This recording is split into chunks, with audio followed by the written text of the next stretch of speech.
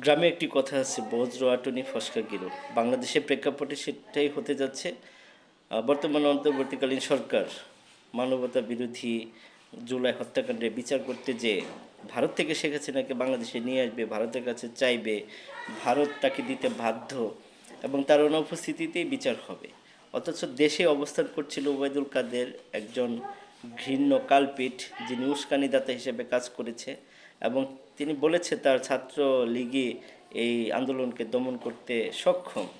এই ধরনের একটা ঘৃণ্য কালপিটকে বাংলাদেশে অবস্থান করা অবস্থায় তাকে গ্রেপ্তার করতে পারে না, অথচ বড় বড় কথার আস্ফোলন ছড়াচ্ছে ভারত থেকে শিখেছে নাকি ছিনিয়ে আনবে। কিন্তু এই ধরনের আইওয়াস বিচার বাংলাদেশের মাটিতে বাংলাদেশের জনগণ, ছাত্র জনতা মেনে নেবে না। দরকার হলে তারা আরেকটি গণ অভ্যুত্থান করবে। এই জন্যই আমাদের প্রত্যাশা, এখনও যারা দেশে অবস্থান করছে